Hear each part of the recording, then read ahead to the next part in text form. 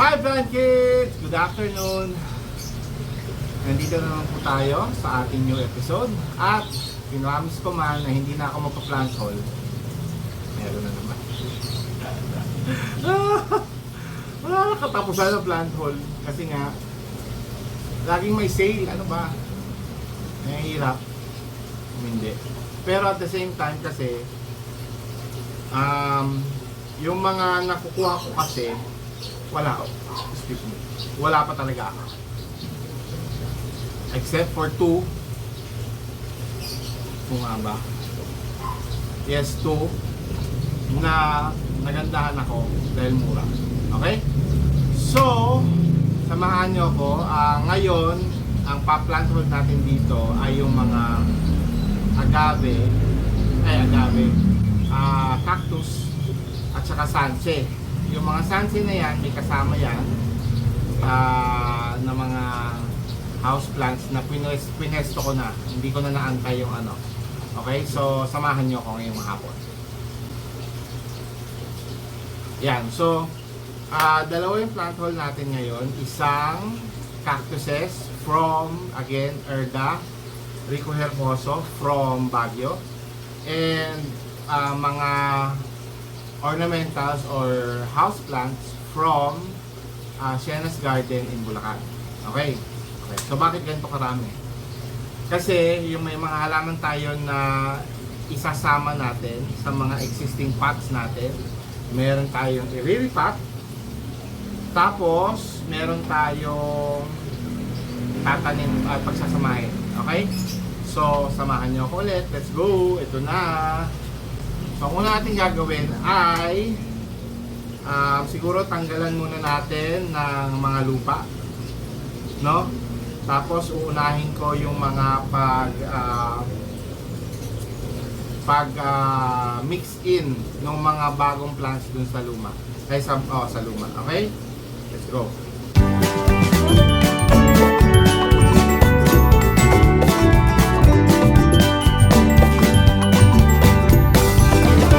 Usually, itong lupa ng Benguet, hindi ko po siya ginagamit. Pero ngayon kasi wala na tayong soil mix. Wala na tayong ready. Konti na lang ito na soil mix ng for ating cactuses and succulents. So ito, ginagamit ko actually rin yung galing Benguet din. Kinakaluwa ko lang yung lupa.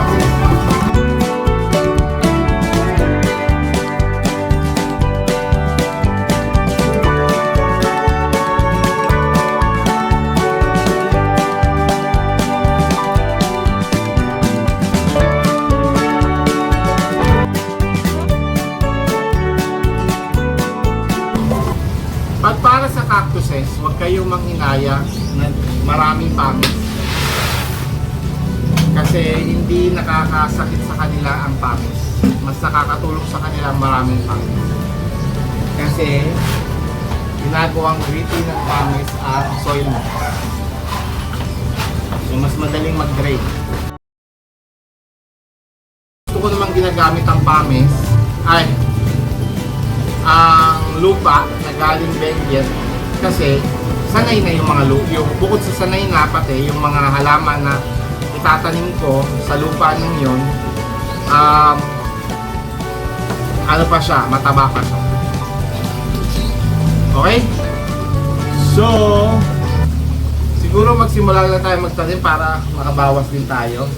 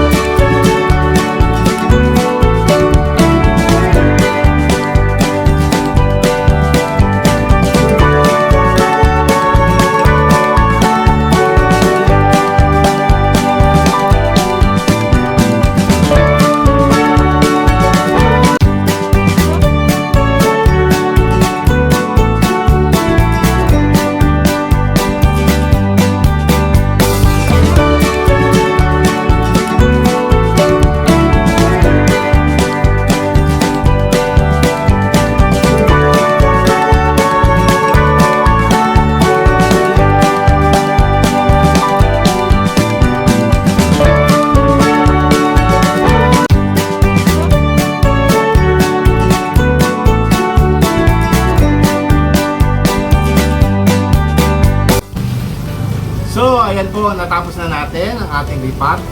Ngayon, papakita ko naman sa inyo yung mga bago nating ibang halaman na dumating from Shena's Garden ulit.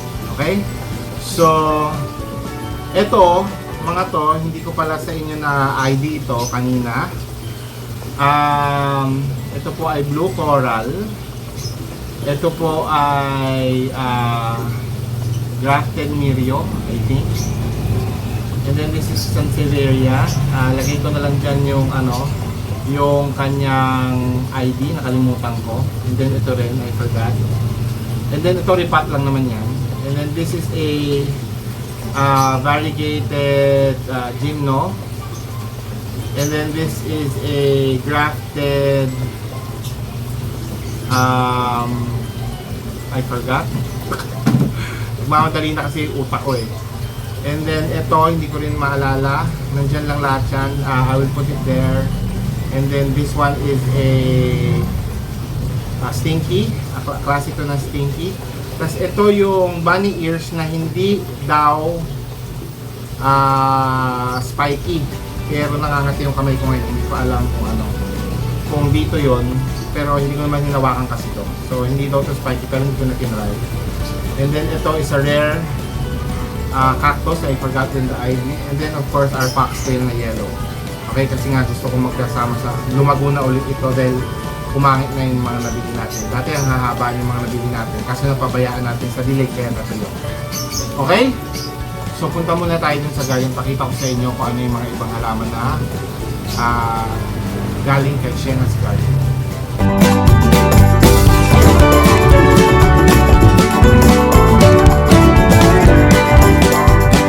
So andito po tayo sa garden. Ito po papakita ko sa inyo. Yan, medyo natuyo to kasi ito po yung halaman na ginalaw ng mga doggies ko. Bago pa naitanim, napaglaruan na nila. So hopefully mabuhay ko yan kahit nagkaganyan. And then kumuha pa tayo ng isang buhok ni Esther. Dalawa na sila. Ayun yung isa. Ito yung pangalawa. Nagandahan kasi ako. And then andito sa labas itong isang bagong croton, yung rose croton. Ayan. Meron tayong bagong rock na hindi ko pa alam kung saan ko ilalagay. Binili ng nanay ko para sa akin, pero hindi ko pa alam kung saan ko ilalagay. Plano ko doon diyan nakahilera diyan, pero para at least yung ibang halaman maitaas. Pero yun nga lang, yung malalaking paso, pwede naman yung ibang malalaking paso doon, pero I mean hindi ko pa alam kung paano ayos ang gagawin ko. So I guess we'll have to wait for another episode for this. Ano pa ba yung 5 kasi yung halaman na yun na dumating. Bukod dyan, nakalimutan ko na. And then ito yung mga bagong, yung mga bulaklake na halaman na bigay ng asawa ko. Binili ng asawa ko for me. Ayun yung buttons, buhay na.